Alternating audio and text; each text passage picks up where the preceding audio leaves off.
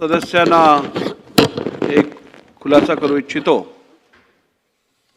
परवाच्या दिवशी आपल्या अधिवेशनाच्या पहिल्या दिवशी प्रथेप्रमाणे आपण शोक प्रस्ताव घेत असतो आणि आपल्याकडे जी प्रथा आहे आणि जे आपण यापूर्वी BSc मध्ये ठरवलेलं त्याच्या अनुषंगाने शोक प्रस्ताव हे केवळ अध्यक्ष वाचून दाखवणार असा आपण निर्णय घेतलेला। त्या अनुषंगाने हे शोक प्रस्ताव त्या दिवशी 12 शोक प्रस्ताव होते आणि त्याचं वाचन मी सभागृहात केलं। 12 शोक प्रस्ताव असल्यामुळे ते प्रिंट जी माझ्या हातात आलेली ती प्रिंट अत्यंत बारीक फॉन्टमध्ये होती आणि थोडी अस्पष्ट होती। त्याप्रमाणे त्याच्यात काही तांत्रिक चुका होत्या ज्या सुरुवातीला नोट करण्यात आल्या नव्हत्या। वाचन करत असताना तसंच्या तसं ते वाचन झालं।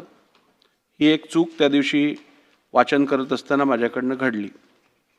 परंतु गेली 4 वर्ष 4.5 वर्ष मी या सभागृहात अध्यक्ष म्हणून काम करत आहे तुमच्या सगळ्यांच्या सहकार्यातनं आणि ते काम करत असताना मी अनेक भाषणं ही मराठीत केली आहेत, अनेक शोक प्रस्ताव मराठीत मांडलेले आहेत।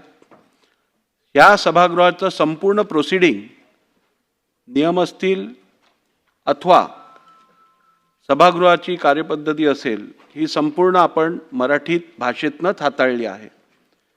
जेवढा अभिमान मराठी भाषेबद्दल या सभागृहातील प्रत्येक सदस्याला आहे आणि राज्यातील प्रत्येक व्यक्तीला आहे त्याच्यापेक्षा अधिक किंवा तेवढाच अभिमान मला मराठी भाषेबद्दल आहे। स्वर्गीय आशाताई भोसले ह्या आणि ह्यांच्याबद्दल अवमानास्पद बोलण्याचा विचारही या राज्यातली कोणतीही व्यक्ती करू शकत नाही आणि निश्चितपणे विधानसभेचे अध्यक्ष तर मुळीच असं वक्तव्य करू शकत नाहीत। जे घडलं ते एका चुकीमुळे घडलेलं आहे, त्याचा कोणी वेगळा अर्थ काढू नये अशी मी विनंती करतो। आणि तरीही त्या भाषणाच्या वाचनाच्या वेळेला जर का राज्यातील किंवा सभागृहातील कुठच्याही व्यक्तीचे सदस्याचे इकडे मन दुखलं असेल तर मी मनापासून दिलगिरी व्यक्त करतो।